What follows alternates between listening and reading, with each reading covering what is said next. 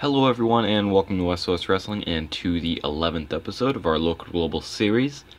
First off, I just want to say thank you guys very much for 100 subscribers. Been, I guess, like 6 months of consistent video uploading, if I take out the break that I took in the middle, I would say. So, got there pretty fast, I guess. And we're currently at like 103, but the main thing that I'd like to ask right off the bat is, do you like the new graphics? I mean, the logo is kind of simplistic because I don't really like to go overboard with logos. But what I really enjoyed was the intro. So tell me how you felt about that in the comments, and we'll see if it'll stay or if we got to go back to the old stuff. But I do really enjoy it. So before we get into Fight Night, there is some stuff we have to go over. JT Dunn broke his neck. Not on our show, some show that was run just like a couple days ago. And Kenny King just walked away. Apparently extremely unhappy, probably because we didn't give him a title shot because he's not very good. He just didn't want to be a part of it. So great news on both fronts. Medical... It's only 2 months for some reason. I've never heard of someone coming back from a broken neck in 2 months, but maybe it's just not that bad. Maybe it's just like a fractured vertebrae, even though that sounds extremely bad still. So, don't really know how that works, but we can just get right into Fight Night. And then after Fight Night, there will be the pay-per-view UPW Unbreakable, I think it is. And that'll be in the 4th week of June. So yeah, that's the schedule for this episode, and we can just jump right into Fight Night right here. So we start off with a pre-show bout that had decent reaction in the crowd, but subpar wrestling. Freeman and Carino defeat LAX in 12:56 when Colby Carino defeated Santana by submission. This got a 30. Carino got a 26, Freeman got a 27, Santana got a 30, and Ortiz got a 32. Hopefully there were improvements. Ortiz improved in performance, so I was hoping that Freeman and Carino would improve, but I guess that can't happen every show, so we just gotta wait on them, I guess. But I do really like them as a tag team, so maybe in the future, once we finish up with the Carino House of Hardcore storyline, we can experiment a little bit more with Freeman and Carino. Moving on to the actual show, I don't think there's any more pre-show matches. Yep. Dreamer is standing in the ring with Dunn, who is sporting a neck brace. Dreamer says, as you can all see, JT is going through a little bit of medical issues right now, which unfortunately are serious enough to have us vacate his title. In order to find a new champion, we'll have 2 Fatal 4-Way matches that will lead to a title match at UPW Unbreakable. And I forgot to set the title match, or the title change to vacate, so I'll just do that after the show, in between now and the pay-per-view.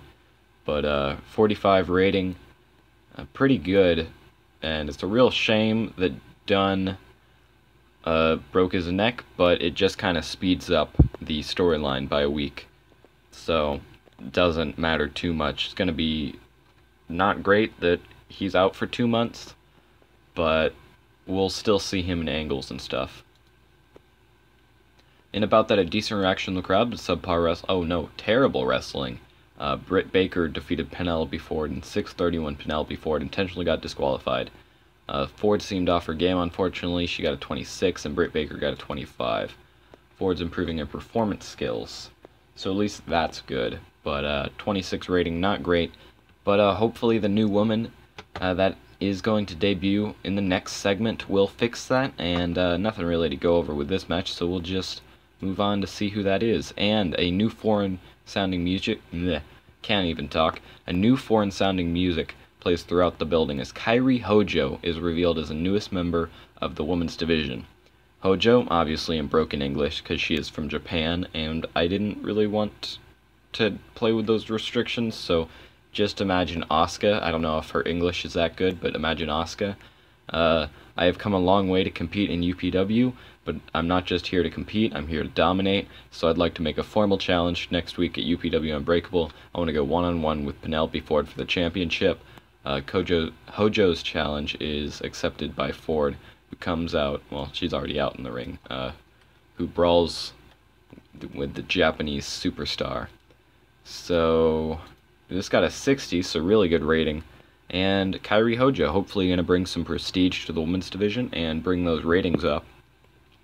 For those who don't know her, she is in the Mae Young Classic. Currently as, I think it's Kairi Sane, or Sane? Something like that. But 60 rating, not bad. Or actually pretty good. But the women's division angles are always pretty good, so. In a decent match, Moose defeated Ascalon, Dalton Castle, and Todd Smith in 14:39 when Moose defeated Ascalon by pinfall. Moose and Tommy Dreamer have excellent chemistry. This got a 46. No worker improvements. Moose got a 51. And yeah, Ascalon didn't do great, only getting a 33. He's just kind of there to job at this point. Need to put him in a storyline, but I can't not focus on the main storyline. And also with the titles, a lot of stuff to book, not a whole lot of time. Maybe we'll put something for him on the pay-per-view. I don't know. We'll figure it out. But yeah, good first Fatal 4-Way. Moose is going to be in the match for the Iron Man title. So we'll see who the next person to join him in the match will be. I think there's actually a Takahashi match in between. So, well, Moose stands triumphantly in the ring with the rest of Dreamer's gang. 42 rating, not too bad. In a decent match, Hiromu Takahashi defeated Cody Hall in 10:37 by pinfall with a release fisherman suplex. Cody got a 25, Hiromu got a 46. Unfortunately, they do not click, making for an awkward bout, but it still got a 39, so that's pretty good. And can't complain about this. I mean, it would be cool if they had better in-ring chemistry, but I guess, you gotta go with the punches. I don't know why that's the thing I said. Oh well. Red Titus, basically the Heavenly Touch attack Hiromu Takahashi. So, yeah, Red Titus obviously angry that he didn't get a title shot and was basically beaten up by Dreamer for trying to bribe him with information. Didn't go about it exactly the right way. And got beaten up, basically, so now he's going after Takahashi directly. Probably to try and get a title match out of him. We will see. In a decent match, David Starr defeated Kingston, Raymond Rowe, and Bull James in 15:33 when David Starr defeated Bull James by submission. So, David Starr will join Moose in the Iron Man Championship match at Unbreakable.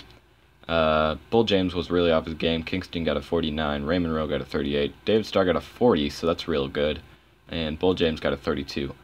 38 rating on the match. I'm expecting the match at Unbreakable to be probably the best match of the night, so I'm probably going to put it at the main event. No work improvements, and we will move on to the next segment, which is Moose confronting Star backstage. The two get into a heated argument, but security manages to separate them before things get physical. It's got a 60 rating, so great rating on this one. And, well, not great, but good rating on this one to end off the show. We will see how it did. 44. Not bad. Not the best we've ever done, but a good enough go-home show into UPW Unbreakable that I'm pretty happy with. So, I don't really have anything to do in between other than vacate the title, but that doesn't have to be on camera. So I'll just cut to UPW Unbreakable, the second show of the episode. Alright, we start off the show, UPW Unbreakable, with a bout that had decent reaction in the crowd, but subpar wrestling. Colby Corino defeating Cody Hall in 8:53 by pinfall with a roll-up. Hall gets a 31, Corino gets a 26, and he's improving in technical skills, so that's what I want to see. Alright, 25 rating, obviously not good at all, but these two guys are guys that I really need to develop, and I can't develop them if I'm not giving them matches. So that's what's going on there. Up next, a bout that had good heat and decent wrestling. Kingston defeating Dalton Castle in 14:15 by pinfall with a Royal Flush DDT. They both got 45s. And Kingston's improving in performance. 45 rating for the match. Pretty good. Sad that Dalton Castle hasn't really done anything. I'm sure we'll get more, or bring him back to his former status once the House of Hardcore storyline is sorted out. It's just, I can't really... I mean, actually, there's an opportunity, if everything goes to plan, there's an opportunity for me to bring him in soon into that storyline, so we'll see. Yeah, let's move on to the next segment. A decent match. Kairi Hojo defeated Penelope Ford in 12:41 by pinfall. Kairi Hojo wins the UPW Women's title, and with good reason. She got a 60. She's the best wrestler on our entire roster. So I think it was a good decision to put the title on her. She's going to lift the women's division to new heights. Penelope Ford got a 27. Obviously not great, but we can always get her to improve.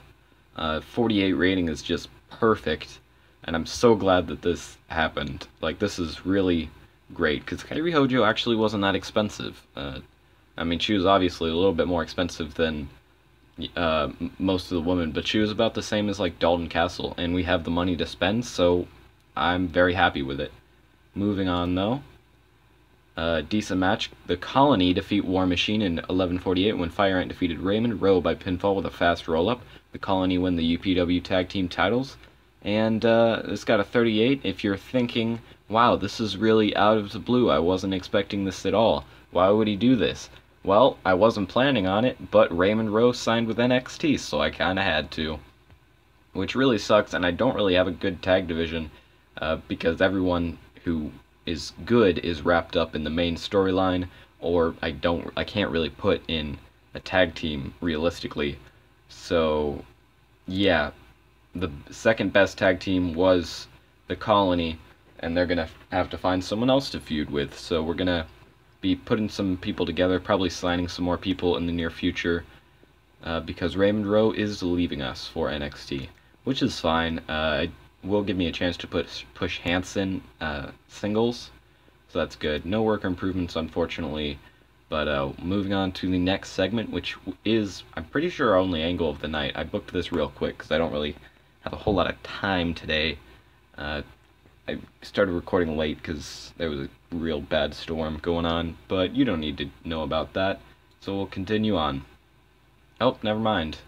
I apparently put the angle at the wrong spot, or just deleted it for some reason, but Hiromu Takahashi defeated Rhett Titus in 14:26 by pinfall with a release fisherman suplex. Hiromu Takahashi makes defense number 4 of the UPW heavyweight title. And yeah, I wanted to do something else with this, not give Rhett Titus the title, but I wanted to do something a little bit more, you know, to push Rhett a little bit more. But he also signed with NXT literally on the same day, so that was just a great feeling to have two people that were supposed to be big parts of UPW's future taken away from us. But I guess that's just part of the local to global journey, and can't really do anything about it. And this was the thing that was supposed to go after the the tag team match. After the match, Raymond Rowe attacks Todd. Nope, that wrong thing. All right, I messed up even further. Basically, ignore that. Todd Smith attacks Raymond Rowe, beats him into the ground, and basically he's written off TV. So in our story, Raymond Rowe was put into a coma basically by Todd Smith, just annihilated. Like, because he lost the titles, obviously. He was annihilated. Todd Smith has no love, no compassion. Todd Smith is a monster. And that's basically the story I'm trying to get across with that. If I didn't screw it up in 2 different ways. But, you know, we make mistakes. It's not like we're a national television program. In a decent match, David Starr defeated Moose in 16:24 by pinfall. Starr wins the UPW Iron Man title. So, yeah. This match was not nearly as good as I thought it would be, only getting a 36. Probably because it could have gone shorter, probably should have made it like 15-14 minutes. But I guess that's just how the cookie crumbles sometimes. This was a really good show, and I hope this won't affect the rating too much. Yep, 38. Alright. Well, this could have been probably the best show we've ever put on, and match-wise, it probably was, but I did not book Moose smart enough, but at least now we know. A good storyline show, I guess. I mean, we lost two really big players, so that's not good. But overall, I think it was a successful episode. I hope you guys enjoyed. If you did, please feel free to like, subscribe, and comment, and I'll see you guys next time.